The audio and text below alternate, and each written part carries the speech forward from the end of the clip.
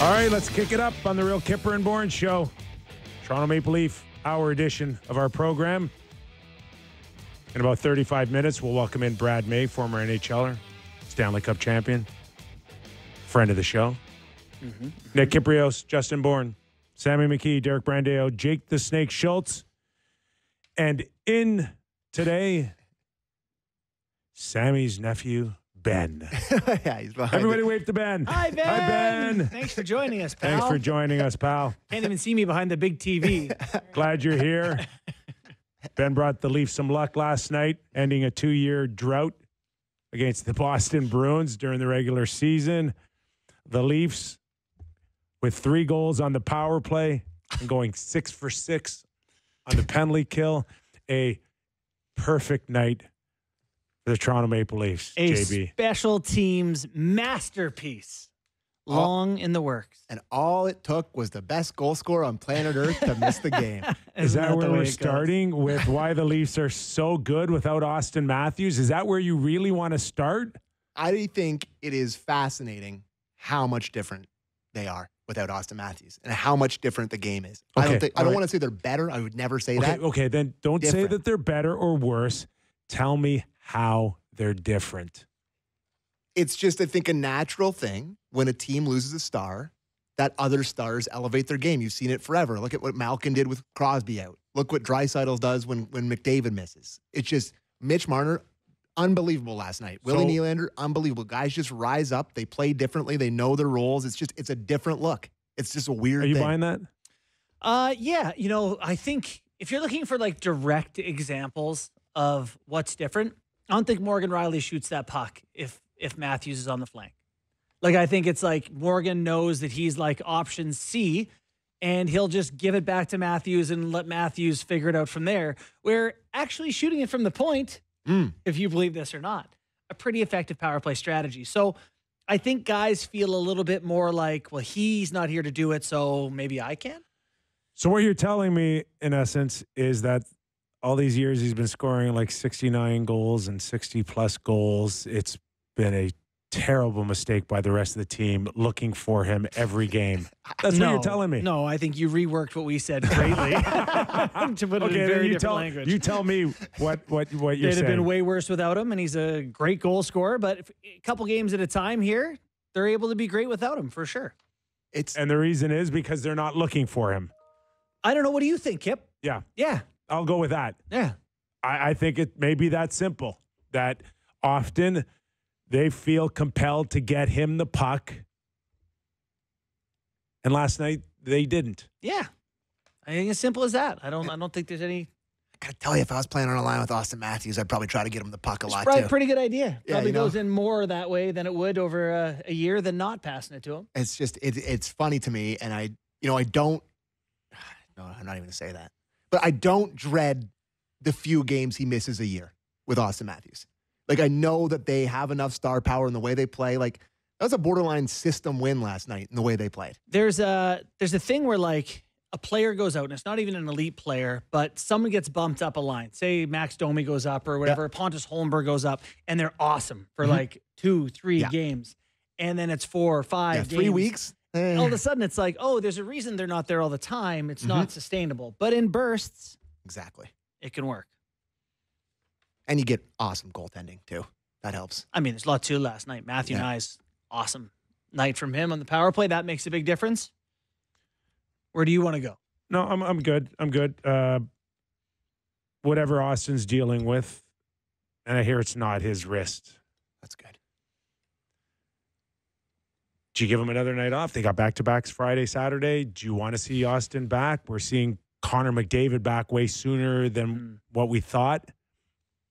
If Austin's ready to go, do you want to give him It's either Friday both or night? Would you like to see the Leafs play one more game without him? Selfishly, with a man with lower bowl tickets to Friday night's game against the Red Wings, Wow.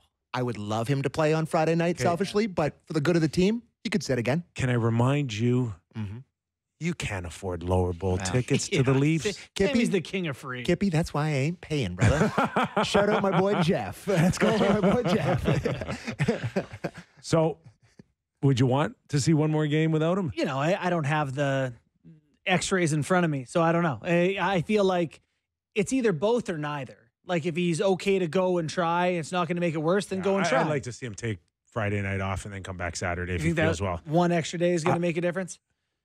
I think it could be on the side of caution right now, but I also want the team to play one more good game without him and then really understand that when he comes back, that however they feel with him out of the lineup, they can feel just as good with him in the lineup. Yeah. And if it means that he has a few less looks or a few less shot attempts, which he constantly leads the team in, then it's okay. Maybe they got to find a happy medium when he's in the lineup of passing him the puck and when they don't pass him the puck. For sure. I think who was it?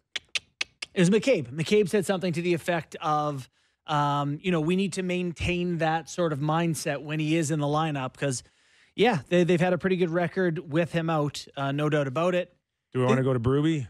Sure. Let's go to Berube on winning without their captain, Austin Matthews. We moved Max up. That line went against the Pasternak line and Marchand, and they did a good job. I thought that they checked them well and kept them on the outside for the most part and did a good job. So it was a real good team effort by everybody. Our penalty kill was really good. We used, I used Kampf and Marner a lot and Holmberg. They got a lot of minutes on the PK tonight. They did a good job for us. I totally agree with him with David Kampf. He had a hell of a night. Important on that PK. Mm-hmm. All of a sudden, he's back in the good books after last night. That would be a big development for them. If they could find a way to get him involved and as a part of this, win over Berube. It just seems like... Played 16-23 last night. I know. And it just seems like you can't get it all, right? You can't have it all. If it's Kempf that's all of a sudden in, Holmberg's out. Yeah. If Holmberg's in, it's McMann that they're pushing. And it just seems like it always comes at someone else's expense. Yeah. And right now, Kemp's the man. Yeah, and that's great. I think that's really important for them. My article today on Sportsnet is about Nyes and about how for the last however many years, the Leafs have not – we talk about Team A and Team B. I started the article by talking about on Real Kyper and Bourne, we talk about Team A and Team B and how the guys first came in the league, the core guys, and it was Kadri, JVR, and Bozak, right? But the core wasn't really ready to be the core yet. It wasn't quite there. Then they had Zach Hyman, but that was before Hyman was kind of Zach Hyman. Yeah. The most points he had with the Leafs was 37. He had 37 and 33 the next year before Edmonton. And then after that, the next best player they've had was Michael Bunting. And Michael Bunting had 63 points and 49 points. And then running shotgun with the best line on the team.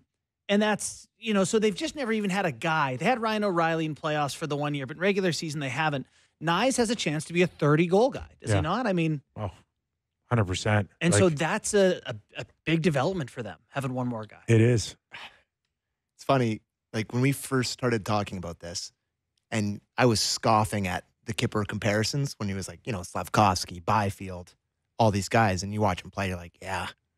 Might be his class. Yeah, he's there. Pay attention to me, okay? Just don't stand there looking pretty in an Owen Sound cap or, But, listen. Tune in. Listen to me. I do listen to you, but sometimes you've been known to get a little bit excited about some guys' contracts.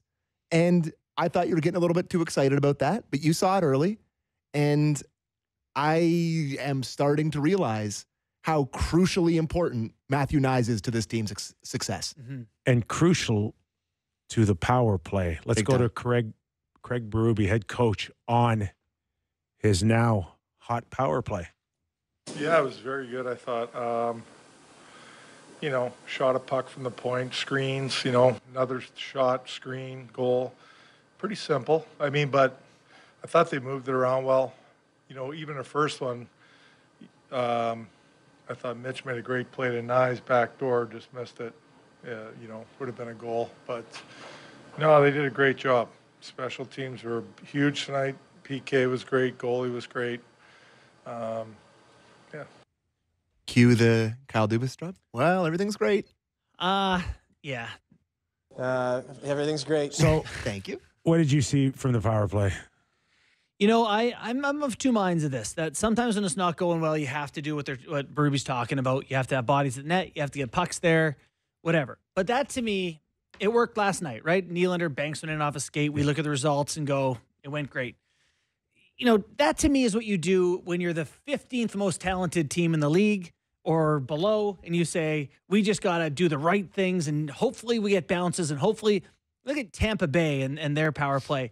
They're not throwing hope plays. Yeah. And Edmonton Oilers didn't end up with their stats as hope guys. And the Leafs in the past have not either. They've had very high-ranking power plays using their talent. So I would hate to have all this talent and then reduce it to like, let's be the bang it and hope we get rebounds team. But it worked last. And you just got to see a few go in, though. Right. For sure. 100% agree. Morgan, great shot, but we seldom see a shot like that get to the net cleanly like that. What is the percent? And Nylander's bounced off of a Boston Bruin in front of the net. So they finally got some puck luck, but nothing was really like, it's not like last night completely turned a corner to say now they're going. Right. And they still have the dilemma of what's it look like? Is it one defenseman like Morgan last night and 4 forwards, or is it going to be on an occasion 5 forwards? Is it going to be a mixture of both? But when it's not 5 forwards, like it's crystal clear for me that like John Tavares is not on it anymore. The new presence in front of the net, the first guy I'm penciling in front of the net is Matthew Nyes. Absolutely. Of course. Absolutely agree. When they get to game 1 of the playoffs, and we're all assuming they'll be there, and it's a tighter Atlantic, but we'll assume that they'll get there. You know, either the top unit is whoever you want. If Oliver Ekman-Larsson or Morgan Rielly on the top unit with the 3 stars and Matthew Nyes in front of the net, right? Yeah. You know, if you watch those 3 goals last night, the Rielly one goes in. Nyes is, you know, pushing his ass into the stick of, that's not going to play well, to Brandon Carlo. Yeah. And Carlo can't manage him. And then he's trying to defend. Carlo's got him again on the Nylander goal. And then Carlo in the third one, the one Nyes scores, he's like, I can't move this guy. I'm going to try to front the shot and leaves Nyes alone. Like, Nyes is creating all of that just by standing in one part of the ice. And by the way, Bunting used to stand there too, and he just wasn't big enough to, like, influence the game that way. And guys just aren't as willing to physically engage with him. Like, you see the guys starting to realize. They can't, but there's like, they get that sound in the cartoons when you hit steel. You know? The sound. Do the sound. Dong. That's what they're getting right now. That's good. Yeah. I love the kid, man. His improvement, even through this match of the season, has been stunning to me. He's gotten better every single game. Like, I love the kid. I got a couple extra stats for you. He is tied for the team lead in hits. Mm-hmm. He is tied for. Oh, here I've got all my actual stats here. Let me just read them to you. This is great radio, I know. Yep. In expected goals in the NHL, he's tied for 17th. Inner slot shots, he's tied for 8th. Rebound chances tied for 25th. That's among all players in the NHL. Really? He's like, you know, in that upper echelon of creating chances at the net. So wow. 43rd in puck battle wins. 40th in rebounds recovered. Okay, not for me and Sammy to beat up on you again. What's happening? But there's a chance if Joseph Wall plays last night, the Leafs lose. I think so. Yeah, I do too. Yeah. Well, in my defense, I said in every one of those conversations, Stolarz is better.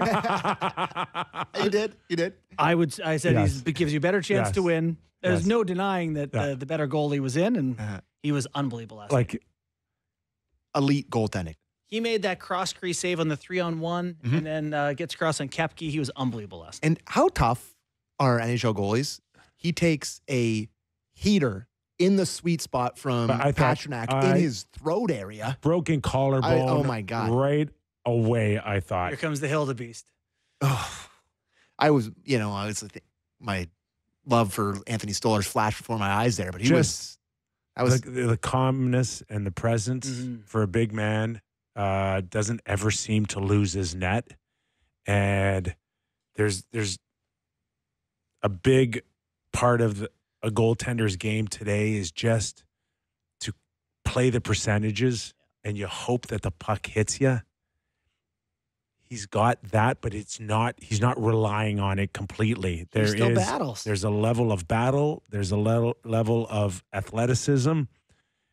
And he's just got the perfect temperament right now to be as good as any goalie in the world. And while we're heaping praise on him, was it Samsonov last year who was always sort of hurt? Like you get clipped and he'd be shaking something out and skating to the corner and showing you that something was off. This is a staple of Leafs talk, me whining about him being a faker. Right. Like where he always had like one faker moment that you're like, oh, every single game it was no sign of him getting stung by Pasternak's shot either. Bomb in the collarbone, and like he was like, let me just over. Yeah. Didn't see it no again all signs game. of it after that. No, Well, let's listen to the coach. Okay, Craig Berube in clip 2 there on Stolarz exceeding expectations. Stolarz exceeded your expectations. No, I don't think so. I think that going back to last year, his season he had, if you look at his numbers, 29 games I think he played and played extremely well. He's been around a while. He's really learned how to be a real good goalie, understand what he needs to do in net to be successful, and he's shown it now. Like I think though, but he showed it all last year too. Did he say no? Didn't exceed his expectations. Liar, pants on fire. Oh, I'm sorry. You expected him to be the best goalie in the league? Yeah. Or at least in the conversation of. He's top 5 in save percentage now. Yeah, so you come back with him on Friday, and then you go to Joseph Wall on Saturday versus Montreal. Imagine digging in on this again. So let's do it. and next week there's another back-to-back as well.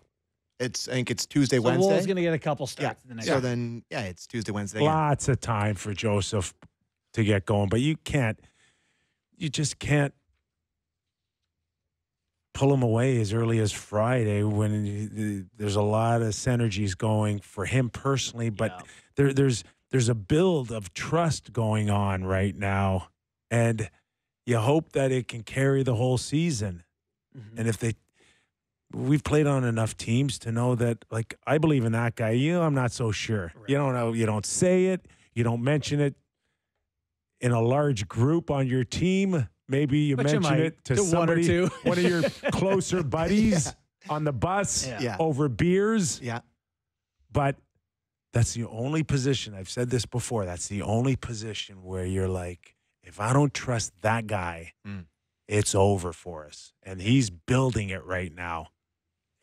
Yeah, no doubt about it. This is like a big Atlantic Division stretch, too. They beat the Bruins last night. You get Detroit on Friday, then you get Montreal Saturday, then Ottawa Tuesday. Yeah. So, you're trying to stuff these teams down to the lower half of the Atlantic if you can. Boston looked exactly like what we talked about going into that game. Like, their records were very close before puck drop last night, but were not even close on forechecking. Pasternak and Marchand, not much room. I thought Marchand was noticeable last night. Thought he was in the mix. Yeah. Like he had some mix. He had some jump, and he was better than what we've probably 100%. seen out of him early. For sure. Still not great. Pasternak, to me, no confidence.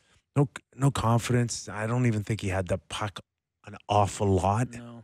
And, Mitch was out there against them a lot. Yeah. And Mitch has got it going right now. Big time. He handles the puck. And when he's not handling the puck, he's in great position to defend. Like, he's got a really good 200-foot game going right now.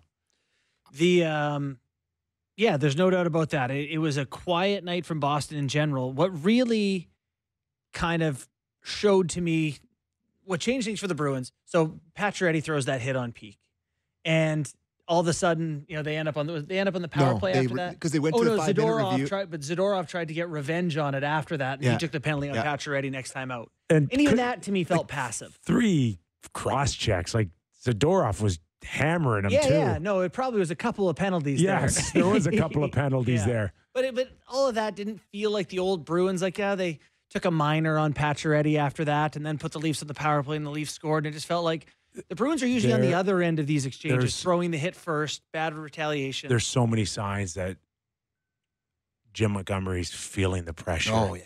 Like, what you got from last night? Really feeling the pressure. Yeah.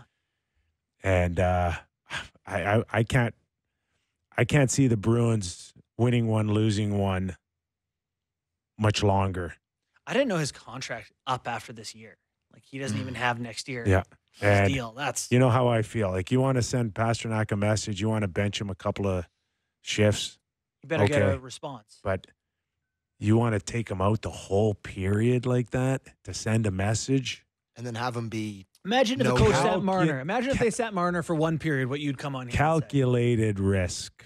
yeah. That doesn't usually end well for those coaches against players like that. You needed him to be dynamic last night to show the management that your benching worked, and he was the opposite of that. Yeah. So Get they, a little love to Pacioretty, too. Continues to hit like a truck. yeah. Like, I know he's a big guy, but the willingness now to go hurt people, Yeah. like, I really like. You like the hurting? Me too, man. Yeah, I I'm do. I didn't In a know that clean was way. Yeah. Yeah, I that think hit it'll on knock you out Peak- of the game. That hit on Peak was straight Right? up. It was fine. But A little about the ice. for today, tomorrow, I don't know a guy who's 35 years old, what it's going to look like in January, February, or March, or April, May, but take it. Take it for everything it's worth right now. So Yeah. while we're on the physical stuff, I wanted to get your guys' opinion on the Tanev play, and where I think were they on the penalty kill that time? I'm not, or they weren't, but The hit from behind? Pass We're- that back. like what? How do you stop that play in hockey? Because to me, Tanev has not done one dirty thing all year. I haven't watched him his whole career. He's not a dirty player. He's physical, plays it like he'll give you what you need. Yeah. But he's going in to lay a very clean body check, a shoulder-to-shoulder thing, and he turns at the exact millisecond before, and he hammers him. You see that happen a lot. Yeah. Is there any way to do anything about that? Like, I hate it. I think you always run the risk of a charge. For sure. And if I'm not mistaken, that was the board. call. It was a board. Boarding and then or he got charging. and then he got a rough for being I'm not. headlocked. I would guess that come March or April No or in the call. playoffs, no call. So I'm not overly concerned Okay. about that getting called all the time. I think there's been more of a forgiveness for the aggressor on that play. Because it's impossible. And Well, people, it is, Sam, but you can't be reckless, and you kind of have to contain a little bit in case there's a cutback. Now, that said, yeah. I have no problem with it. Like, Pasternak definitely puts himself in a bad spot Yes. there. And so I think they're both, it's like, all right, Pasternak kind of put him in a bad spot, and Tanev maybe could have been a little bit more passive. Yeah. Like but the grab, the bear hug a little sure, bit more. Yeah, a little bit like that. But I Sure, he wanted to let him know he was there. didn't think it was too. overly But the penalty villainous. also is a Like- reminder to Don't do that. Somebody can really get hurt Big here, time, guys. yes. So let's just be careful. I'll only give you a 2-minute penalty. Yeah. And it's less about the penalty, but more so about, let's be conscientious that like broken necks can happen in a heartbeat. Well, what kills me more than that one is like guys will often show their back as a defense mechanism, a move that basically says, now you can't hit me. Yes. So they'll have the puck on the boards and they'll turn their back to a guy. It's like, Yeah. now you can't hit me because you see my back. Yeah. And it's like, well, that's putting yourself at a major Yeah. risk. You're putting a lot of trust in the guy that's trying to Yeah, bury you. absolutely. And I didn't think that was the case from Pasternak last night. He was, Another thing I wanted to ask you guys about the Reeves and Montgomery thing. Did you see that? Them yelling at each other from the bench? Like there was at the start of the second period, Reeves and Montgomery were yelling at each other. I don't know if you saw that. Was or not. that over the hit by then? I know it was like at It the was start of the probably- second period. The So I'm not- Pacioretty hit? Maybe. probably guys yelling at Pacioretty from Boston's bench. Yeah. And then I'm guessing Reeves saying to those guys, just so you know, if anything happens to him, Yeah. whatever. And then they had an exchange with Montgomery. I don't remember seeing a lot of player-coach It's also not good from a coach. You don't No. want to be in there with you. Does that Listen, happen a lot? The late Brian Murray in Washington, he used to go after Oh, yeah? guys on the other team, and I'm like, you're getting him upset.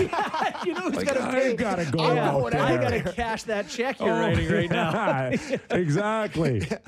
Exactly. Okay, I just wanted to get your thought on that. Anyways. Did I ever tell you the time Kenny Linsman, like Washington used to, the opponents used to have to come from the Zamboni entrance, and then no, it was us who had to go through the coaches had to go through the Zamboni on the ice to the bench. Yeah. There was no Do the shuffle. entrance behind the bench, and then I guess he was giving it to Kenny Linsman in the first period. Kenny Linsman when Brian Murray was walking on the ice, slashed him right in the back of the knee. Yeah. Right. Yeah. And all I heard was a yelp. That's incredible. I love it. Yes. 2 minutes for slashing the coach. And we're like, Well, what do we do? yeah, that's a weird We're one. like, pretend we didn't see it. That's what we're going to do. That's the right answer. Maybe Reeves will fight Montgomery. That'll be his first one of the year. One of my, has he not fought this year? Nope. Wow. One of my favorite quotes to come out of last night, Nylander after the game, where, they haven't beat Boston, was it 2 years? 8 games. 8 games. Boston's a big opponent. They lose in Game 7 of Boston last year. Like, this is a big rivalry. Let's listen to what Willie Nylander had to say in clip 1 on beating Boston. How big are wins over Boston like this? Like, it's regular season. I mean, it's just one win. It's a win. Not a big deal, right? It's regular season. It's That- one win. We didn't win anything here. That damn fan. Yeah. Right under the damn fan again. I got to talk to Leafs PR. Well, Move it. It's right under the fan. It's a better quote than the one he had against St. Louis on what do you know about St. Louis? He's like, nothing. I know Is that nothing. right? I don't know. I don't know. I don't really know them. Oh, okay. It is. At least it's almost disrespectful to Boston, the quote, and I like that. Yeah. Right? It's Me like, too. It's like we're not going to get too worked up or beating them right now. One more positive from me watching the Leafs last night. Timmins. Oh, my Oh, God. yeah. Okay. I know. Come a long way. I'm blown away. And the one thing with guys like him or Liljegren when he was here is limit your mistakes. Mm-hmm. That's all.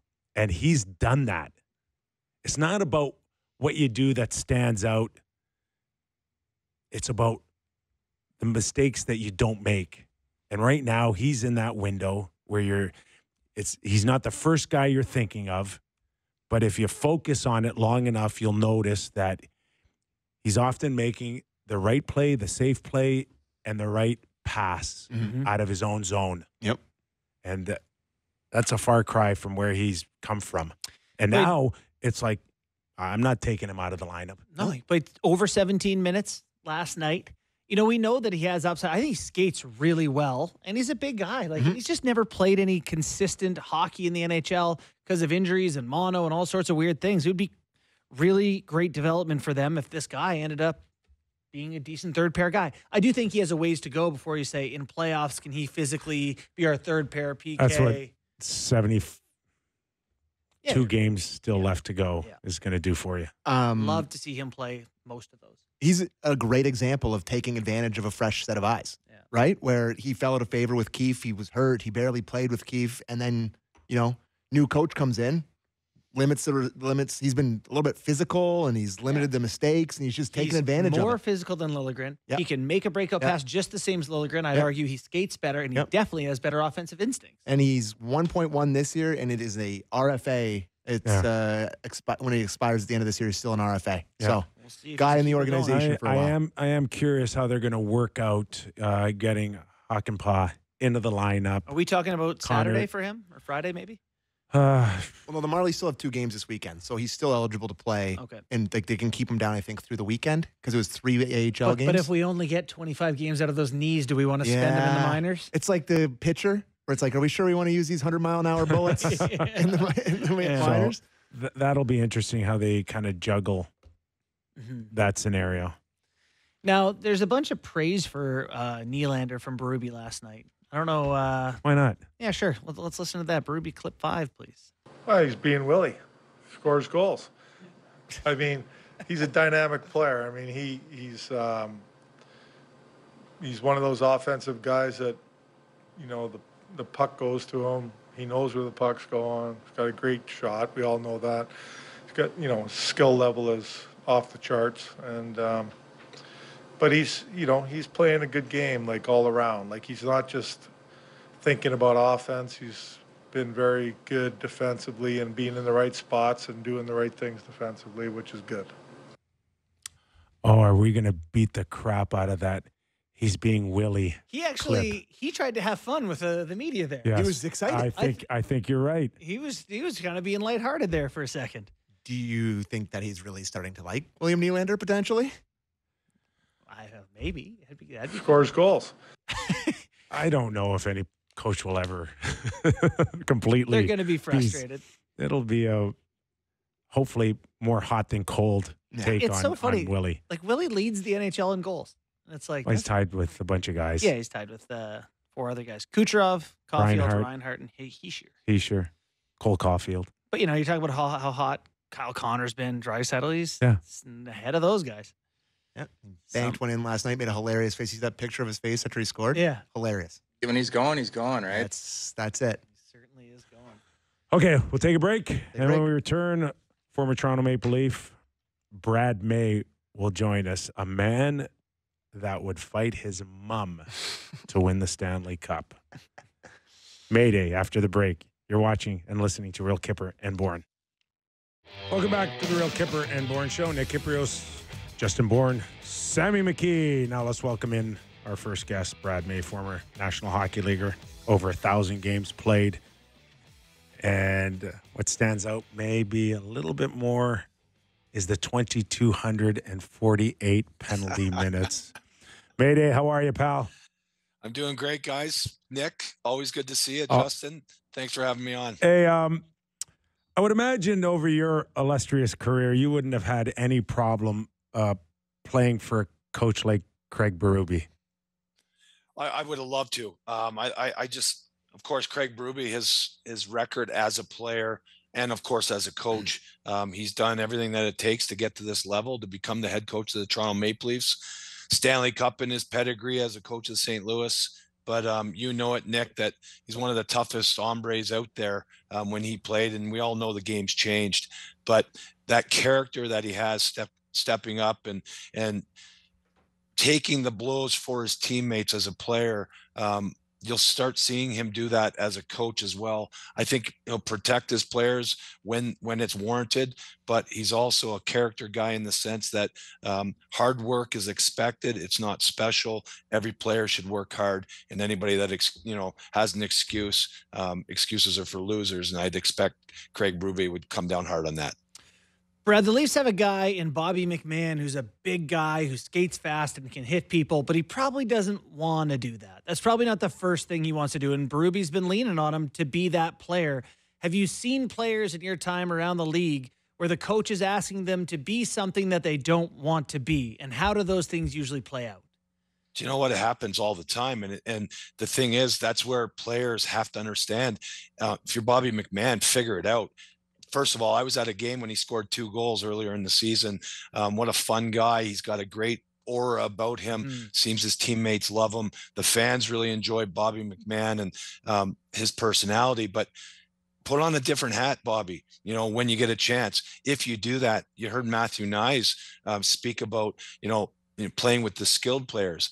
Well, we'd all think that Matthew Nyes is a skilled player, but he doesn't see himself that way, trying to, wear a different hat, maybe force himself into a different role. A big body in the middle of the ice, stick on the ice, the best players are going to find him. I think Bobby's a young guy. He's exciting. I don't think he's going to have a problem, but it's the National Hockey League. Do whatever it takes to stay. And once you're there, then you can actually, manipulate your ice time a little bit by being a better player and showing the coach that you're trustworthy. But I like Bobby McMann. I think he's going to be in the lineup. He's a nightly guy for me. And it's the depth of the Toronto Maple Leafs. We keep talking about it. That might be the Achilles heel, but I like their makeup. I think Toronto, although they haven't had the greatest start, they're still this team is my favorite team in the last 7 or 8 years that I've watched. That old saying, you got the tools, but do you have the toolbox? And, for some, the things that you just mentioned can come a lot more naturally. We had a chance to golf a couple weekends ago with Sammy, you and your dad, and I cherish the 19th hole. Well, we got rained out a little bit, so it was the 13th hole where we got to reminisce on stories and just to listen to you revisit your path to the NHL and the battles that you had, and whether or not you developed that side of you that would come out and fight when you had to, or battle, or look another guy in the eye, or just hang in there in a scrum. Can you teach that? Is it just ultimately part of your makeup, or it isn't? It's a great question, Nick. I'd like to think that every player, it's an easy decision or choice to just put on a different hat, like I just spoke of. Obviously, it's in your DNA. That's where scouting comes into it. The character of the player. Where has he played? Where has he come from? What kind of system has he played? How has he changed his game? Does he block shots? Does he kill penalties? Is he an offensive player that's soft? Is he an offensive player that he gets his offense by driving the net and creating havoc? I mean, all these factors. For me, and Nick, you and I were talking about our path to the National Hockey League. It was a different game. The one element that you and I both had was the ability to fight and to stick up for your teammates, and obviously be a robust, rambunctious player. But for me, it was being a roommate to Pat LaFontaine, to the captain of our team, a Hall of Famer, marinating in his life, listening to him, Dale Hawerchuk, Dave Anderchuk, Randy Hillier, Colin Patterson. These guys were all 30 years old and I was 19.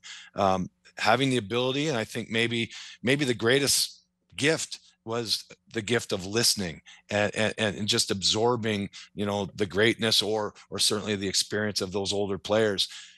My question to you, Nick, Justin, across the NHL, because of the salary cap and the disparity of ages and really going to a younger lineup, these players may not have, that leadership, those role models to follow. Like I certainly did. And I promise you, I left out 7 or 8 other names on that Buffalo Sabre team, not because I wanted to, it's just there's too many guys to name. I was so fortunate to come into the league with great veteran players. Now we didn't end up being a great hockey team. We had games that we played well.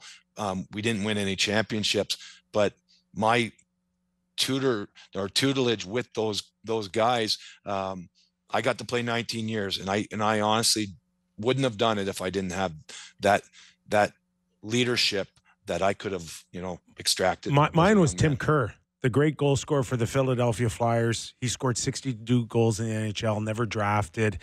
And he told me, find ways to hang in there. Okay. And if you're ever going to be a goal scorer in the National Hockey League, like you were in junior, it would surface. But if it doesn't, then find other ways to make yourself valuable to the hockey club. And I took it right away and I ran with it. But, you're right. Who's in that room right now that could talk to a Bobby McMann right now and tell him, here's an opportunity, there's another opportunity. Find it until you go back to putting the puck in the net. In so many ways, because of the salary cap, the best players on your team are in so many ways are the older players, the oldest players. Those are the guys that actually have the long-term contracts, where the real character, different character, of course, but those players, they're not in the league anymore. They don't hang around. You used to be, you didn't get your contract until you're 28 or 30 years old. This is 25, 30 years ago I'm speaking, but that's when those players were rewarded. They stuck around and they were able to impart their experience and knowledge on players like Matthew Nyes and Bobby McMann and others. It's a different league. Now, here's the deal. You got to figure out the landscape. And if you're Bobby, listen to guys like Nick and I. Not that we know what we're talking about, but I can tell you this. Just listen to our experience. Listen to other guys, Wendell Clark, Darcy Tucker. They're ambassadors to the game. Invite these older players around. Ask questions. If I was a young player, that's what I was told to do. And I did that. I went into New York. I'll give you a great story. Bobby Nystrom was in the building, was in Nassau Coliseum. I was going into a game. I was afraid for whatever reason. Dave Maley had a big handlebar mustache, and we played him the night before, and he was intimidating looking. He was a lefty. And I went into that game, honestly, with trepidations, thinking that Dave Maley's going to knock me out. And I somehow found Eddie Westfall and Bob Nystrom, 2 great Islanders. And I asked them as a young man, I said, can I have a moment of your time? And these great players, honestly, you know what they want to do? They want to impart their experience on others, the younger guys in the game. And they both took 5 minutes with me, and it made a huge difference. So much so that I remember the moment, how I felt, and it's 30, what it would be 33 years later from that time. And I still remember it. And I value those men that gave me a few minutes to kind of tell a story, and it made me feel more comfortable. It's funny, I've heard several variations of Bobby Nystrom helping people out. I know Clark Gillies, one of his all-time stories is about Bobby Nystrom talking him into fighting Ben Wilson for a second time, and feeling unwell before the game, but working through that. So then, I hear you guys talk about playing a different role than you played in junior to stay in the league, to earn the money, be in the NHL, whatever. Do you ever have moments now where you look back at your career, having won Stanley Cups, both of you, and played for years in the league, where you go, I wish I had tried to play a little bit more offensively. I wish I had tried to handle the puck. Hey, you scored, 40 goals in junior one year, Brad? You scored 60 one year. Do you ever have moments where you're like, God, I could have made some more money if I just scored a bit more? Brad, I'll go first, and I'll be real quick. I did, and it didn't work. All right, so at least you tested the theory. You know what, Nick and Justin, there's no question. Of course, we all think like that. What if I did it this way? What if I did it a different way? You know what? You can shove what ifs, where. There is a saying, and I can't remember right now. But you can't second guess yourself. There's no dress rehearsal in this life. Wake up. I'll tell you what, you want to have a bad day, act like a jackass, go ahead. But you just wasted valuable moments. The only commodity that's most important to all of us is time, and make the most of the time you have. And honestly, why not spend that time learning and being positive and optimistic? And if you have issues, address them, challenge yourself, learn more, and get in the gym and work harder. For all you young athletes out there that are possibly watching, you know what? You have an opportunity. Tell you what, your buddies are not going to put in the work ethic and the work that you're going to do today. You outwork them today, outwork them tomorrow. In a few weeks, you're going to be ahead. And when they're sleeping, you're getting ahead. So that's my advice. And I was so lucky. Again, I got all this stuff. I didn't just fall into it. I was in an environment in Buffalo with some of the greatest characters and people to this day in my life. Can I take a crack at that saying that didn't come to you? Yes, crushers that think they're rushers end up ushers. That's a good one, Nick. That wasn't it. It was like something. If something about what ifs and a bowl full of nuts. If ifs and buts were candies and nuts, every day would be Christmas. My junior coach. There you go. Ifs and buts. You know what? If we kind of bring this back to the Toronto Maple Leafs, it looks like Berube has some sort of secret sauce right now when the Leafs are on, can work and can look awfully like something that would be successful in the playoffs. And then there's other instances that we've seen this year where it looks completely off. But is this part of just learning to be consistent with a system? And ultimately, do you believe that these Leafs can play much like they played last night against Boston, or how they played a few weeks back against Tampa Bay? Or will this continue to be live and learn throughout the regular season? You know what? You look across the league, the Boston Bruins, the struggles that they had. David Pastrnak sat out in the third period. You would think that Boston would come in ugly. They tried to rough it up in Toronto, but Toronto, outplayed them. The two games I've been at in the building, I was there last night. I was also there against the Tampa Bay Lightning, which I think was the best game the Leafs have played this season. Fantastic team. You look across the league, with all the distractions in the world, cell phones, technology, and just access to information, socially, everything else. I think this is an issue across the league and in professional sports. You even look at the NFL, good teams, they show up and they, with a mediocre performance at times. I'm not sure if this is an all-season thing. I think this is a real character check. I think the teams that figure it out will definitely advance and move ahead throughout the season. I'm not at all in a panic mode for the Toronto Maple Leafs. There is a new coach, a new system. The players are trying to figure it out. Obviously, your top player, Austin Matthews, has an undisclosed injury that, we don't know what it is, but it's obviously hampered him a little bit. I'm not worried at all. Toronto's right there. They're going to be, I'll go down right now. They're going to finish first place, certainly in their division, maybe even in the Eastern Conference. And we'll see what happens come playoffs. But there's so much that's going to happen. But the world is distracting. The distractions around all of us. But heaven forbid these young players that, are expected to be on at all times. Maybe put your device down and think about the game. Yes, sir. And mimic being a player and stop doing all these other things that your friends that aren't players are doing. That would be my advice. Wow. Great stuff, Mayday. I love our conversations, man. Say hi to your dad. I enjoy it, guys. I enjoy it. Say hi to Ken for us, okay? Hey, listen, we played golf. My father, Ken, he absolutely loved it. Sammy, you're welcome back anytime. Justin, you have to come with us. I would love to. I met your dad as a member guest there. He's a great man. He's a fantastic man. And of course, he loves Nick. And he really, really enjoyed that day. And he'd love to host us again.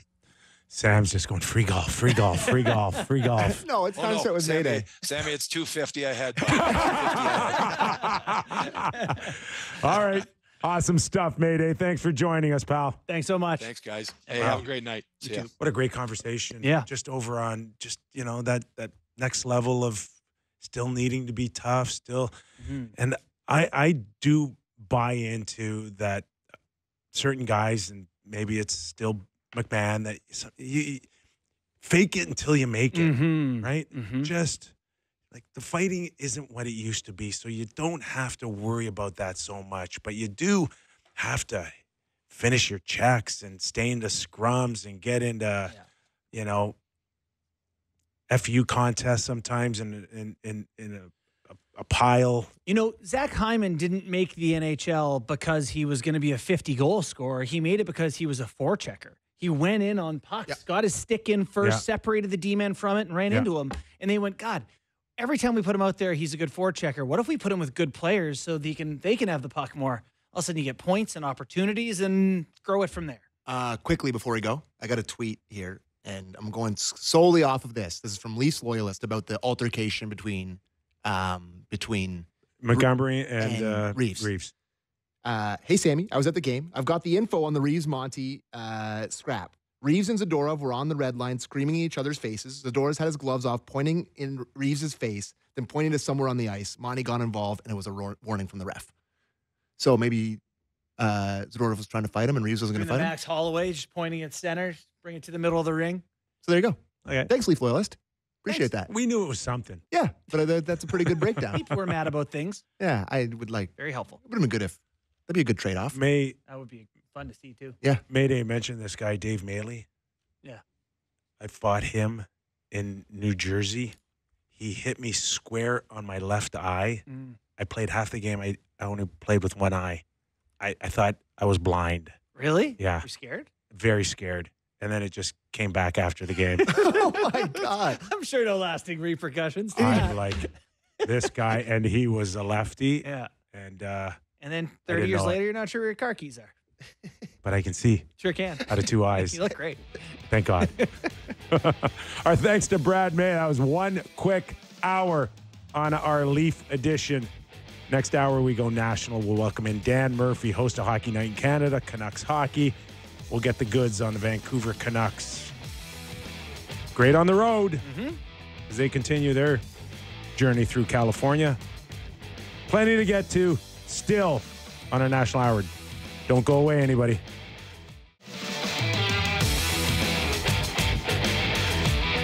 All right, let's take it national on the Real Kyper and Bourne Show. We are live on Sportsnet 650 in Vancouver, Sportsnet 960 in Calgary, and seen throughout the country on Sportsnet. This hour, Real Kyper and Bourne, brought to you by Bet365. In a few minutes, we'll welcome in Dan Murphy, host of Hockey Night in Canada. Does a terrific job covering the Vancouver Canucks for Sportsnet. And just tweeted out some interesting viz, as they call in the business, a video of Thatcher Demko on the ice in Ooh. in LA. I guess they're in now, right? Because they were just in Anaheim last night, playing LA Right. tomorrow. So that'd be interesting. 6-2-3 after a bit of a rocky start. And we had Steve Alaquette on the show on Tuesday, and he had mentioned, we'll get into this with Dan, that perhaps whatever he's dealing with, he's just going to have to continue to manage it and monitor it, at least this year, perhaps his whole career. That just doesn't seem sustainable, does it? And is that that where it's at right now for him? I mean, if you're Canucks management, would that be a concerning piece of news for you that it was about management? I'd be scared to death right now. Yeah. That my star goaltender right now is can't figure out or move forward off of something that's ailing him since who knows how long ago. Yeah. The good news is Kevin Lankinen having a heck of a year. I mean, we had Valley come on this show very early and say that Lankinen's the next guy who could pop off with an opportunity.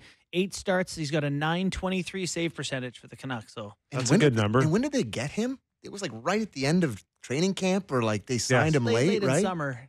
I thought it was at the end of the early in the training camp window. Anyways, maybe I'm wrong. But September 21st they signed him. Is that right? Yes. Oh, geez. Yeah. Hasn't held back the brilliance of Quinn Hughes, their captain, and his historic run to. Would you like to say it? To be in with Bobby Orr. Go ahead. Quinn Hughes is the fastest defenseman to 300 career assists. Here's a list of the fastest defensemen to 300 career assists. Bobby Orr, Brian Leetch, then Quinn Hughes, followed by Paul Coffey. Okay. Crazy. Those are decent names. We'll talk. Those are the names. We'll talk about the captain of the Vancouver Canucks, Petey. We'll get into it all with Dan Murphy, who we welcome in. But the more pressing thing is the latest tweet from you, Dan, on the star goaltender, Demko. So where are we in terms of when can he play? Here's the answer. I don't know. Oh, okay. Thanks for coming on. Yeah. Ladies and gentlemen, that was Dan Murphy. They're not painting themselves into a corner with a timeline here. I mean, he's made small strides. He's been on the ice now with teammates a couple of times. He was on the ice prior to practice today, taking some shots from Jason Krogh and a couple teammates. And then once practice started, he just went through a solo routine with the goaltender coach. So, he's going through his movements. It's a little more dynamic, but he hasn't participated in a full practice, in any full drills. He hasn't done any of that yet. So the message that I think Tocchet gave maybe 4 or 5 days ago sounded a lot like the one that Demko gave in training camp, which was, I'm stacking a lot of good days on top of each other, back to back to back. And we're just going to let this play out. And when we're ready, we're ready. So they're not giving any sort of timeline. Murph, so the Vancouver Canucks are about a month into their season. First game was October 9th. Where are they compared to what expectations were heading into the season? Well, the first 5-6 games, while they were getting results, I think they only had 1 regulation loss. There's something off. I don't know if the vibes were off a little bit. The team wasn't playing great. The top defensive pair of Soucy and Myers were struggling a little bit. The power play wasn't clicking. As we've talked about, Pettersson was operating at like 70%. JT Miller had a bit of an injury. There's just everything was going on. Plus they're trying to incorporate, 7 new players into the team, and they don't have Demko. So it was a little bit of a rough start. I'd say that the last couple of games, and especially last night, and we have to, at least think about the quality of opponent in Anaheim. But last night was kind of the first game this season where I've seen them look like the team they were last year in terms of the way they defended. They didn't give up odd man rushes, which they had been bleeding so far this season, and they really controlled the neutral zone. So I'd say last night was the first real game where I saw a team that looked like the team from last year. And there's no questions. The expectations have risen, right? And this team caught a lot of people by surprise last year. That won't happen again this year. And they know the heat's on to take another step. And whether or not they can do it remains to be seen. But I'd say that the rough start is over, and they're starting to turn the corner, I think. The Canucks haven't won a ton at home. They seem very comfortable on the road. Petey scored a goal last night. Is that the best place for him right now on the road? Yeah, maybe. He definitely looked a lot better last night. I think he finished with 9 shot attempts, 6 on goal. He had the goal to tip. He was right in front screening the goaltender. You're starting to see him challenge defenders one-on-one again, take pucks to the net with a little more authority, and shoot. And really, I mean, I guess we always think maybe he's just overthinking things a bit because he's got a lot of talent. And, you go back to last season, it was like basically, I think it was around Valentine's Day where kind of things fell off a cliff a bit and really haven't rebounded, and that includes the playoffs. And so there's been a lot of focus on him, and for good reason. Top 5 cap hit in the league. I think he might have the second highest salary in the league this season.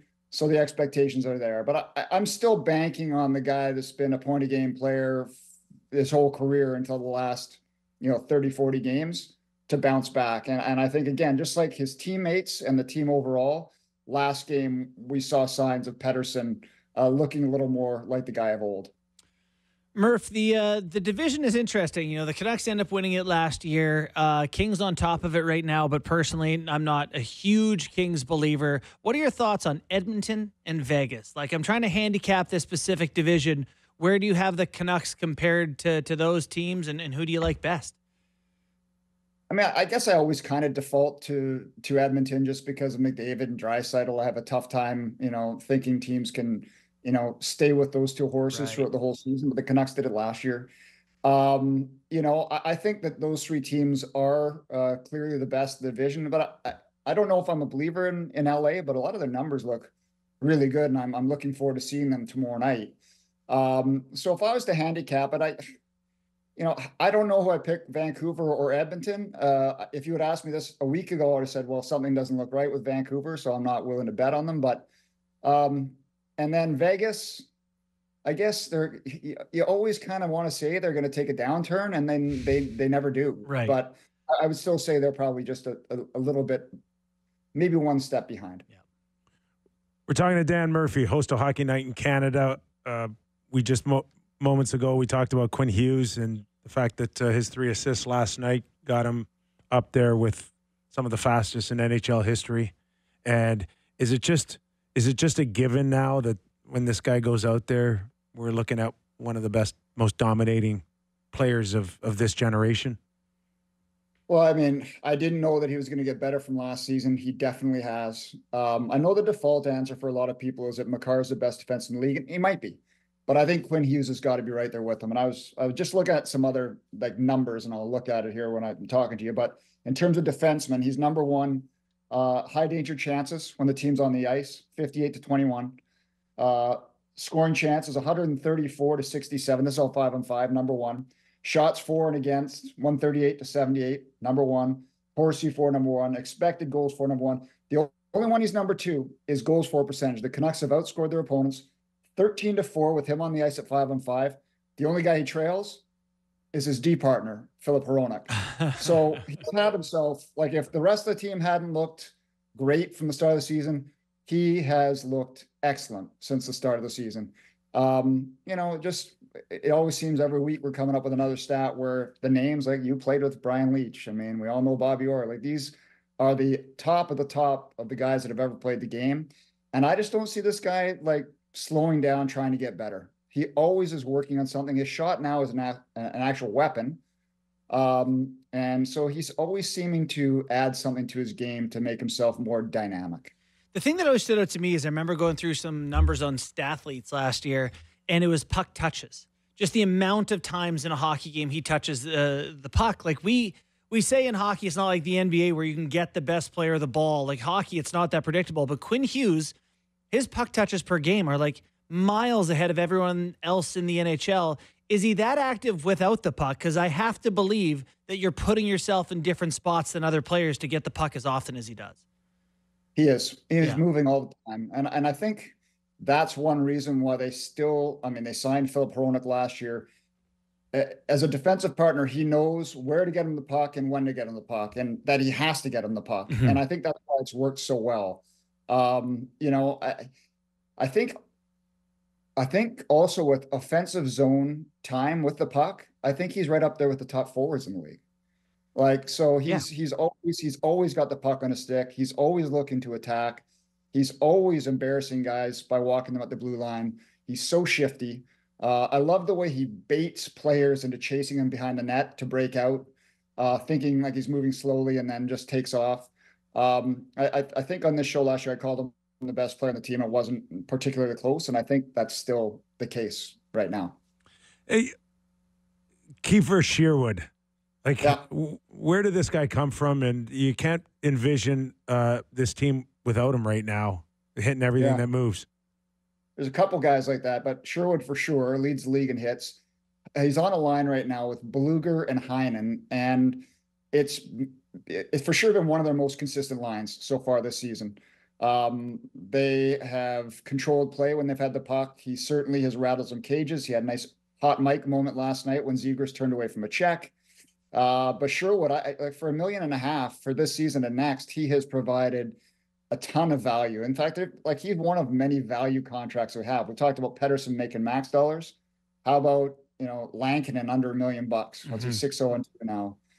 You still have Höglander making, not a ton of money. Sherwood at that. Then Brandstrom, who's been playing now, making 800 or 900 grand. I'm not sure. So they have a lot of guys on these value contracts like Sherwood that are outperforming those contracts by a wide margin.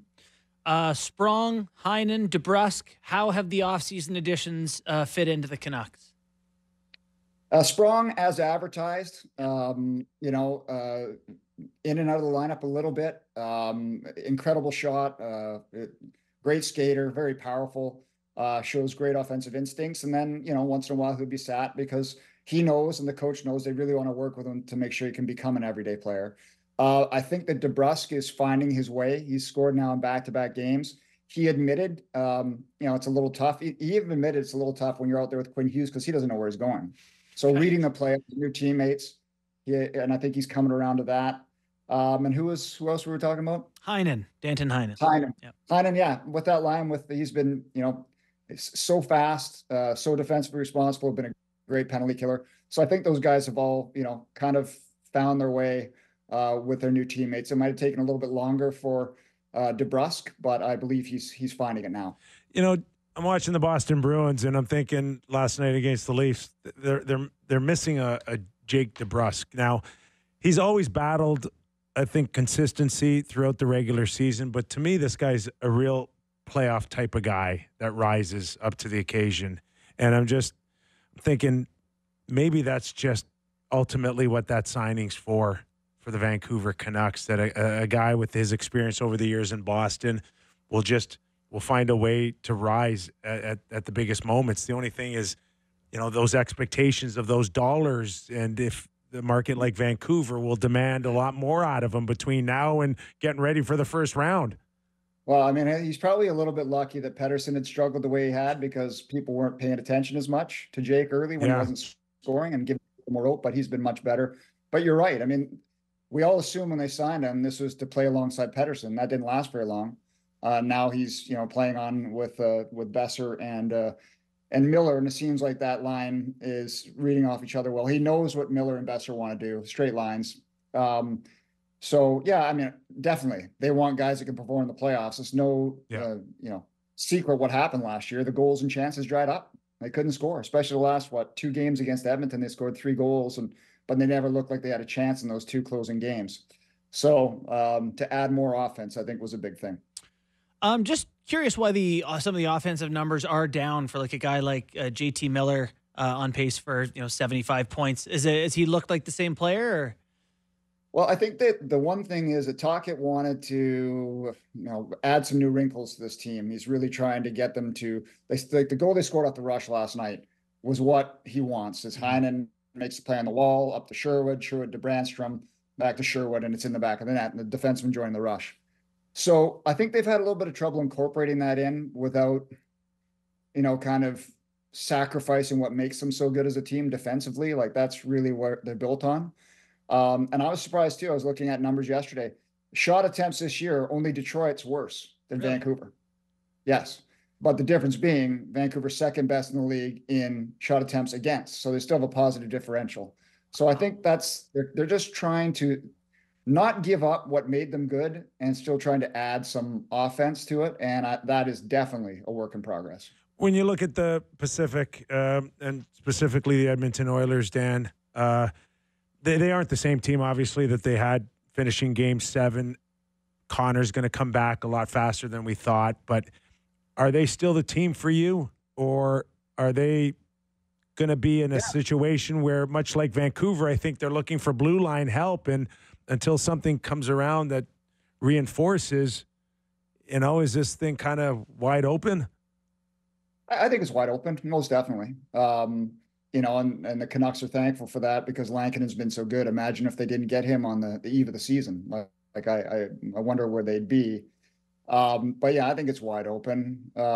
You have to go through Edmonton, I believe. I mean, most odds makers still have them as better than Dallas, I think, to win the Cup. So yeah, I think it's a toss-up, but I would say you need to go through Edmonton to get there. And there's one other player I think we have to mention. If Quinn Hughes has been the best player, the most consistent forward on this team has been Connor Garland. Yeah. He's playing 4 minutes more a night almost than last season. Coach has given him a lot more ice time. He has been fantastic. I think some people in the market are calling him Mr. Wolf from whatever the movie was where he was Pulp like the fixing Fiction? guy. Pulp Fiction. So if you need somebody fixing, you got him now with Pettersson now, right? So, and Pettersson's coming along. So Garland has been absolutely fantastic. And he has been, without a doubt, I believe, their most consistent forward to date on this season. So he went from playing 14 and a half last year to playing over 18 minutes this year because coach can't afford not to have him on the ice. Dan, everything wraps up against LA, and then is it back to face Edmonton and the Rangers? Yeah, like a 6-game homestand, I think, after they get back from this, and then they go for 6 on the road. So a chance to clean up what's gone wrong at home. The last home game against Jersey was ugly. They just got rolled. So, they haven't been terrible at home, but just like I said earlier, it's just that the vibes haven't been there. And I think they're trying to turn that around. The crowds have been great. They want a little bit more, but we'll have to wait and see if they can do that. Because I think it's 5 straight wins on the road now, but only 1 win at home ice. So we'll see. All right. From here, you go down to the beach and do some bench pressing, or is that what they do in LA on the beach? There's some girls down there. Well, maybe rollerblade and some jean shorts or something. You would. Oh, there's a visual for you. Hey, Dan, thanks for doing this, pal. All right, boys. Have a great day. You too. Thanks, Murph. That is the great Dan Murphy. Pretty decent road trip to get to take in November, though. Oh, listen, I used to circle LA when I was a kid. Yeah. When I was a kid, when I played. Yeah. Like, that's when the schedule came out. It's like, when are we going to LA? Yeah. Not a whole lot of people circling Columbus, I don't think. Wait, let me guess. Were they in the league when I was there? Yeah, I'm guessing not. So how long do you think because coming back from injury here obviously is a hot topic with McDavid coming back. But, it's got to be so hard, like you said, scary with Demko. Because we're not talking about, just a slightly above average goal here. We're talking about a top 5, top 3, top 2 kind of guy in the league. And it's like an unidentified weird injury that, there's a papillopatous or whatever it is that's going on with Dr. Jason Smith. I'm nervous. Yes. For him and Canuck fans. I hope it doesn't end up being like a Carey Price scenario. But listening to Valley on our show Tuesday, and, more than happy if you didn't catch it, download it. But he talked about it may be the best that it gets for him. And you got to learn to live with whatever you're dealing with or manage it to the best of your abilities. And then it just becomes about him versus himself on any given day on what he can put up with or live with. Wow, that's a tough pill to swallow. Yeah. That it will never get 100%. Well, yeah, I mean, he's 28 years old. He turns 29 in about a month. You got really good goalies like Demko can have careers that go into their mid, even late 30s at times. Yeah. But it certainly feels less likely if every day is a battle to get yourself feeling game ready, And he's not going to participate in the Four Nations. Like that's Yeah. Missed opportunity. You would never, unfortunately. like, even if he was able to come back and play, you would never throw him in that tournament. Nope. You gotta bubble wrap him. To playoffs, basically. I guess Maybe for the rest of his career. And it also, does it depend how well Lankinen continues to do? If Lankinen's very good, does that buy Demko more time to sit out and rest this thing? If he misses a whole year, does it help? Yeah, I think that just has everything to do with how his injury reacts. Mm-hmm. Is there swelling? Is there time when you need just to stay completely off of it? You just hope. You hope he can buy you time for sure. Yeah. You look at that team, the Canucks, and it's JT Miller rules. I know I love the roster, but it's been sort of an uneven start, and there's been Pettersson worries, and Jake DeBrusk only has 2 goals. He's their big free agent acquisition. Their starting goalie, unidentified injuries, and they got 15 points from 11 games. Like, yeah, no, they're fine. They're doing good here. I think it's, if you're a Canucks fan, if you can survive this sort of early season uneasiness and get a rhythm going here, maybe get Demko back, get DeBrusk going, and get Pettersson going, maybe they are going to live up to the preseason expectations here. You made it abundantly clear that there's no push from San Jose, Anaheim. No. Seattle's cooled right off. Yeah, And Calgary's bottom's falling out. cooled right off. And do we believe that LA's a legit 8-3-3? I don't, personally. I think But they're yeah, plus 1 goal difference. We saw weren't them they? come to Toronto a couple of weeks Oh my ago, God. and I said, that's not a good hockey club. No, What was the score of that game? it was 5-1 or I something. thought they lit it up on him pretty good. But so here's my question for you. Talking to Murph, he says that their shot attempts in a game, or shots, whatever, something about their shots, was like second last in the league. But they're actually fine there because their shots against are like first in the league. They're very good at keeping shots down. That to me is a coach, like Rick Tocchet, saying we're a low event team. We're not going to run and gun.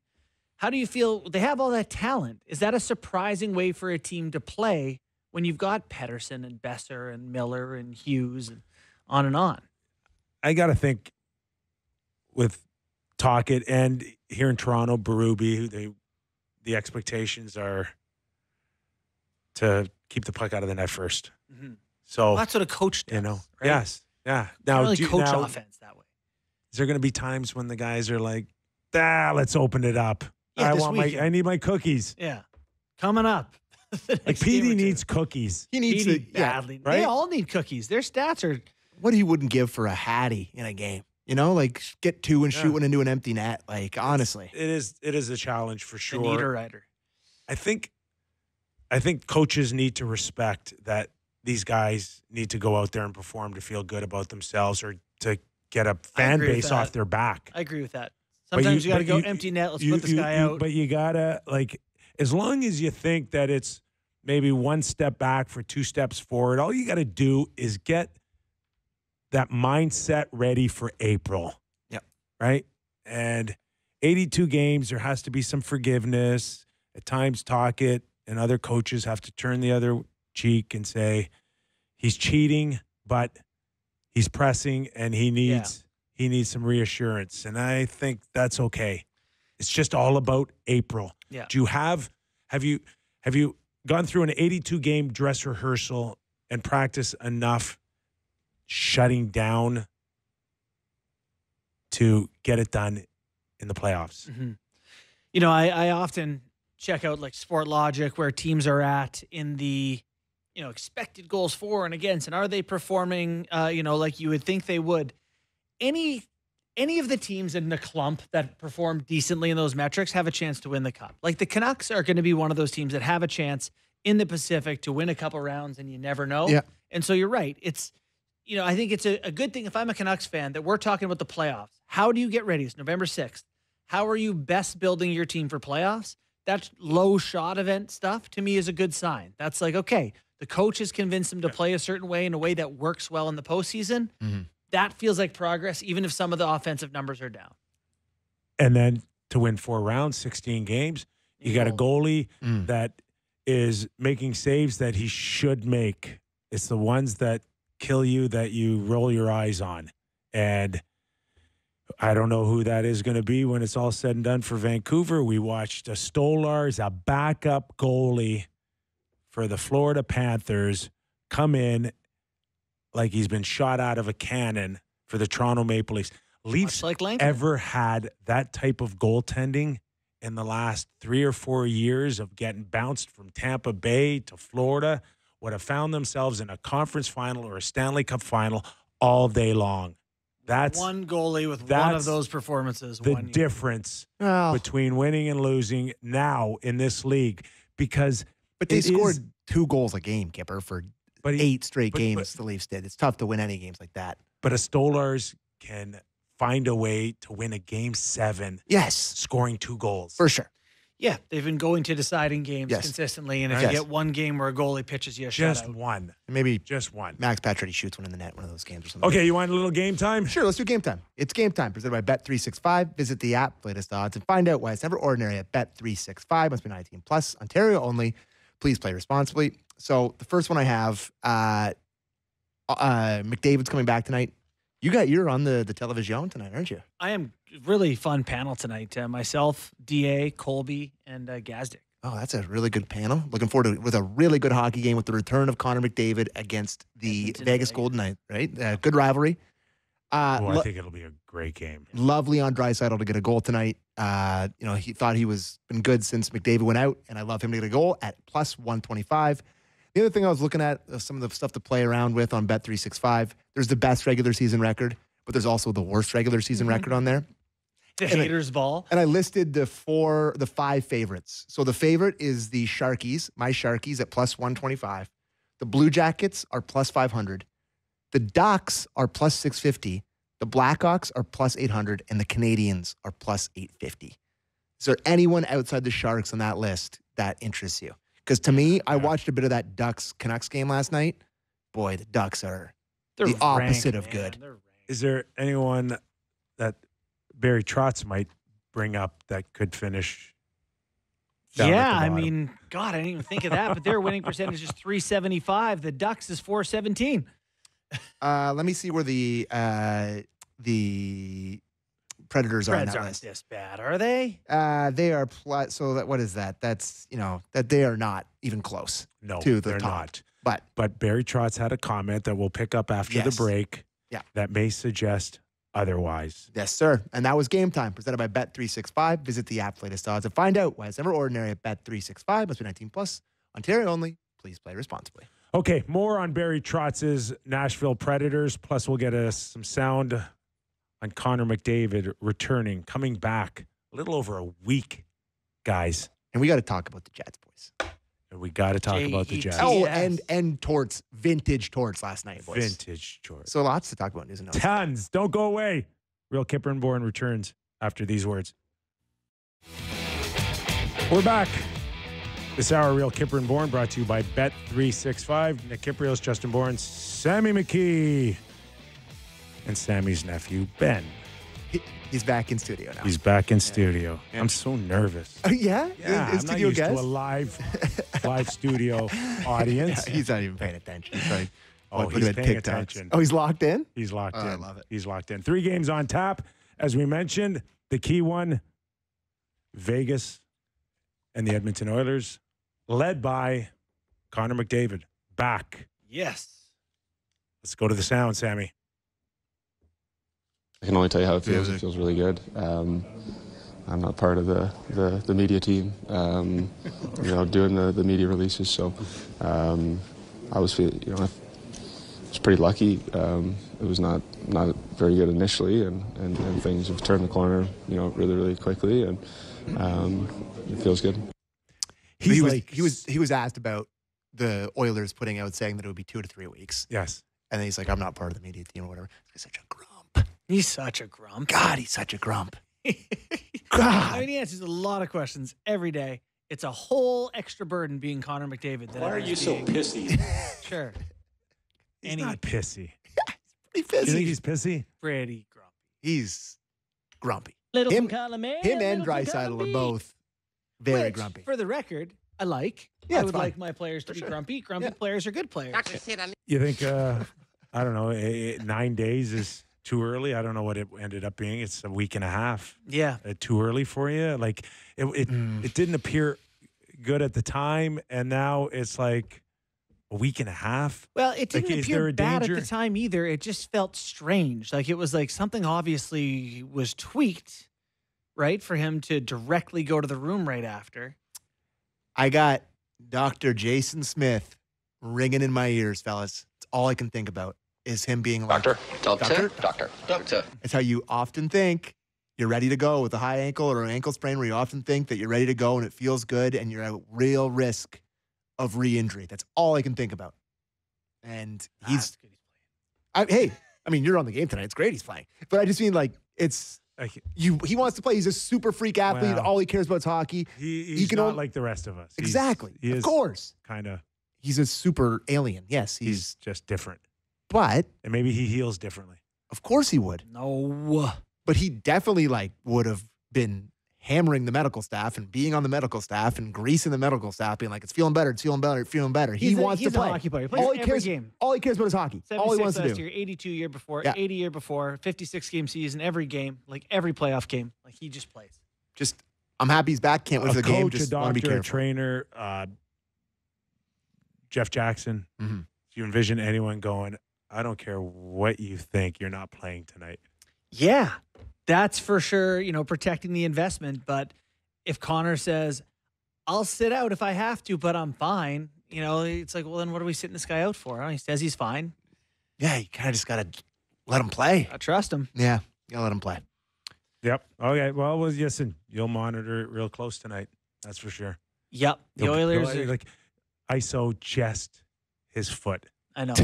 It's also a super hard thing to talk about, though, right? Because, it's probably okay. No one wants to talk about the specifics of what it is. Yeah. You kind of cross your fingers, and then if he plays well, you go, maybe he's not quite ready. Or, sorry, if he plays poorly, you say, maybe he's not quite ready. And if he plays well, you go, guess he's fine. I don't know. It's wait and see. Preds. The record for the Nashville Predators at this point is 4-7-1. They are last out of 8 teams in the Central Division. Minus 12 goal differential is the worst of any team not named San Jose in the West. Can you bail on a plan after a dozen games? What do they spend yearly on Stamkos, Ryan O'Reilly, and Marchessault? It's got to be roughly $15 million. Brady Shea. Yeah, they went a little crazy. They went in on winning some hockey matches here. Let's get to the So quote. this clip is from, I believe, I just wanted to give the credit to the radio station. Let me just quickly pull it up.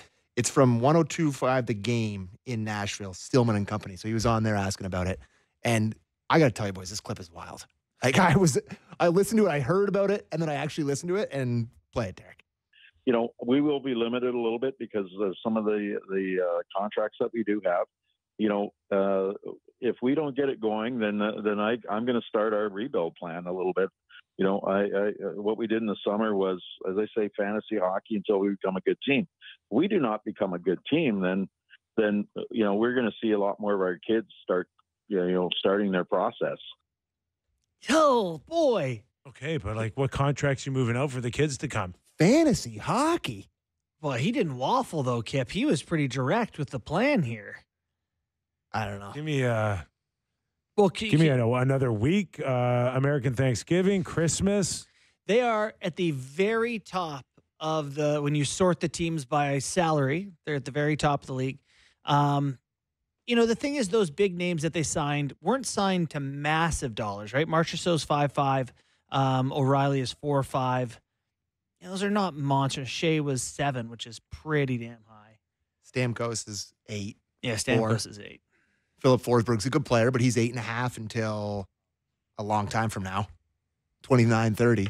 Are you moving him? What do you mean? But there's some of these guys have wives and kids. They've been settled. They bought homes. Yeah, we saw it on the really thrilling episode of the Amazon series where they went out for dinner with their significant others. It was awesome. Look like Marchessault.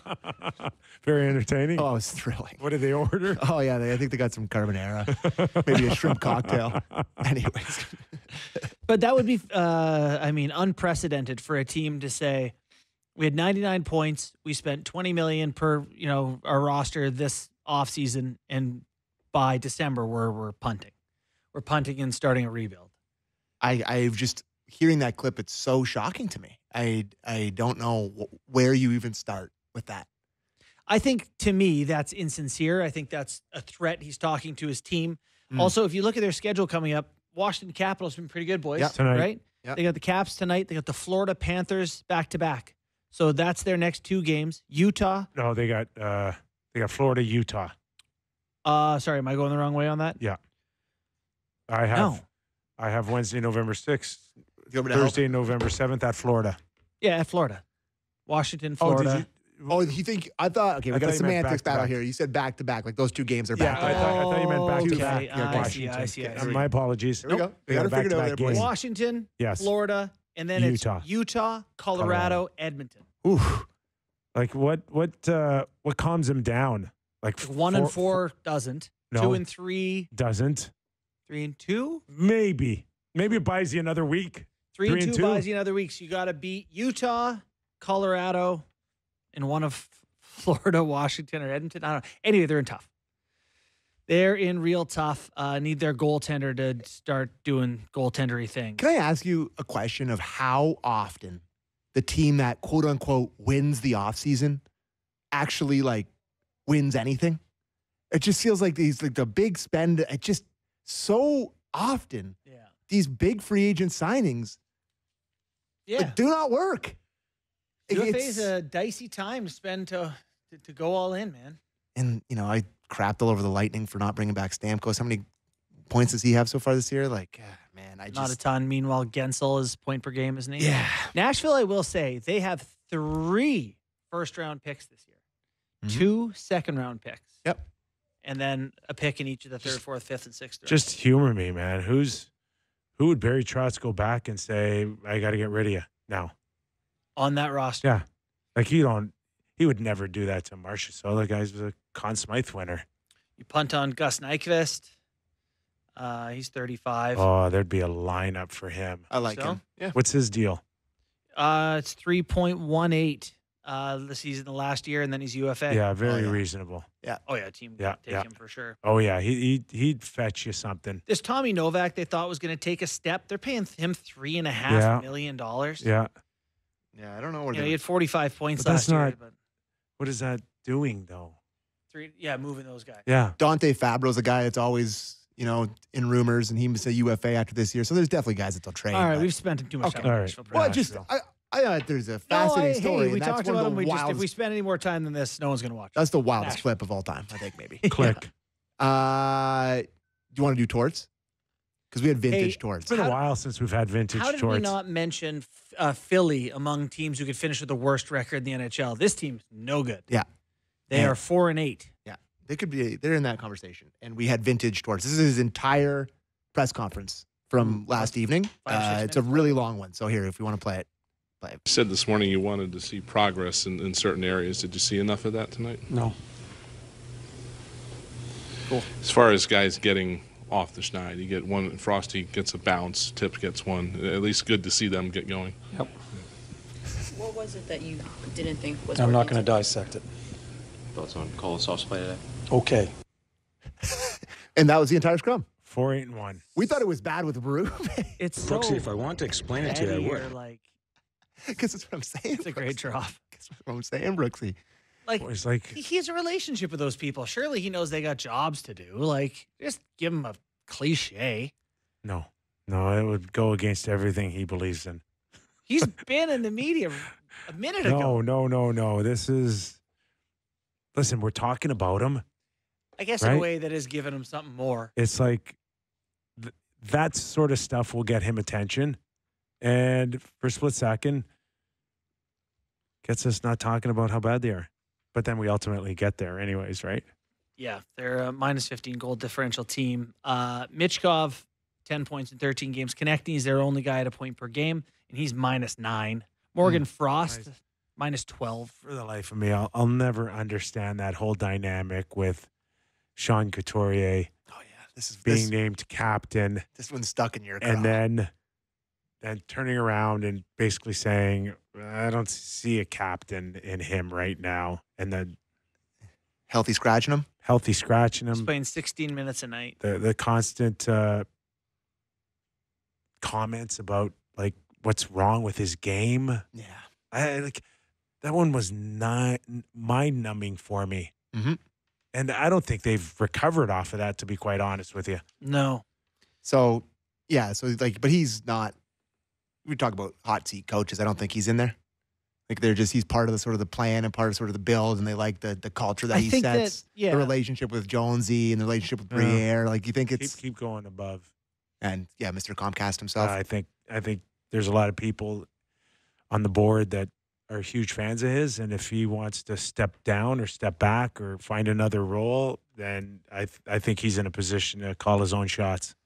Just, when your roster is the way it is, no one coming in is going to help it. It's like bringing in Marty St. Louis during that rebuild. Like, what are you supposed to do as a coach? So, the other thing too is, Jamie Drysdale has got a lot of hype on him, and there's good reason. He's a top first-round pick, but there's a lot of weight on his shoulders right now to carry that blue line, and only 3 points, but the -10 really sticks out.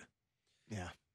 How long do you say he's learning? He's young. He's whatever. It hasn't come yet for him. He's only 22 years old, but at 5'11", and getting lots of power play time, you would expect a few more points. God, he's playing a ton. He played 24 minutes last 2 games. Carter Hart disappearing. Yeah. Right? Just poof. For sure. No goalie. Okay. You mentioned the goal differential for the Flyers, and it's down near the bottom. But the top of the league in goal differential is by far the best team in the league is the Winnipeg Jets. They are plus 32 goal differential through 13 games this season. Next closest is the Rangers at plus 20. Wow. They are 12-1, 24 points, .923 winning percentage.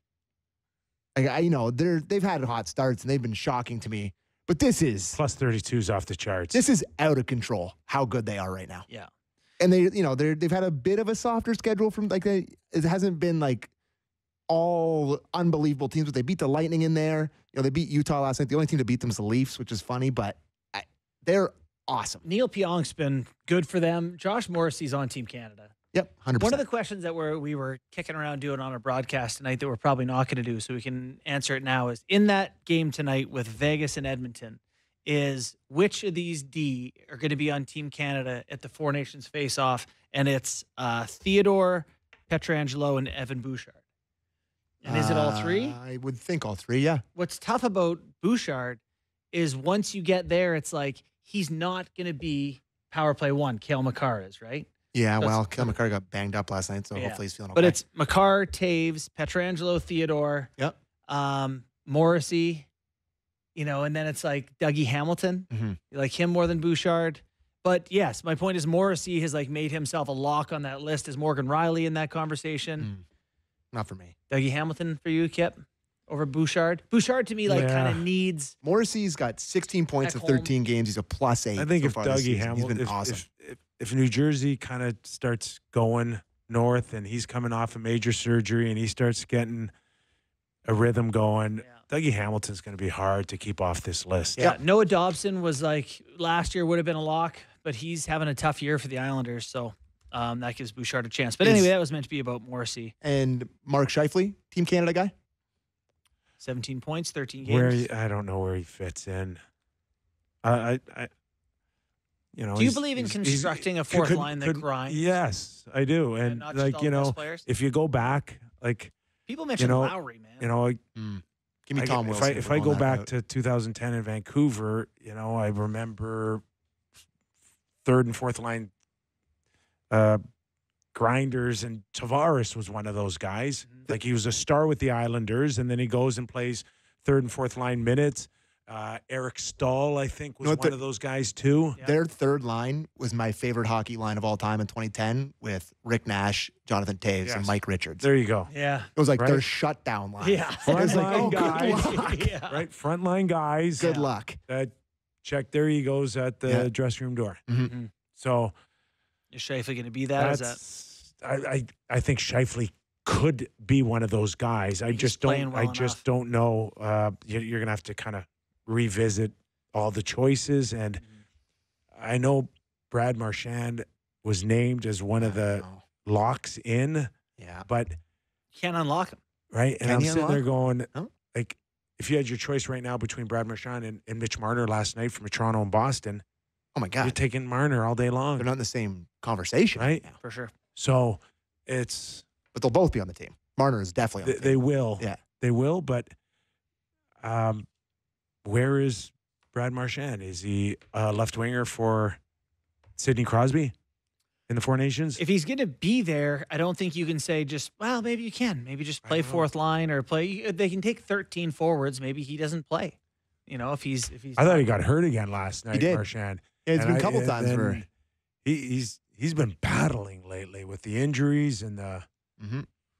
So, anyways, just want to make sure we mention the Jets because I can't tell you the amount of DMs I get. You guys never talk about the Jets unless it's about their attendance. Blah blah blah. Yesterday I was running through the Canadian games. People were upset I missed the Canucks and the Jets. They were just at the bottom of the list. I didn't get to them in time because of start times. Anyway, you just hate Canada. We know they exist. Yeah. Like their start right now, like 500 hockey from here on in. Yeah, they're good. Good shape here. It's crazy that over an 82-game schedule, if you get off to a really good start in 12 games, the rest of your season looks vastly different from the majority of the rest of the teams. From everyone else. Yeah, their expected goals against, second best, actual goals against, first best. Like they are defensively really, really stout. What a start to the season for the Jets.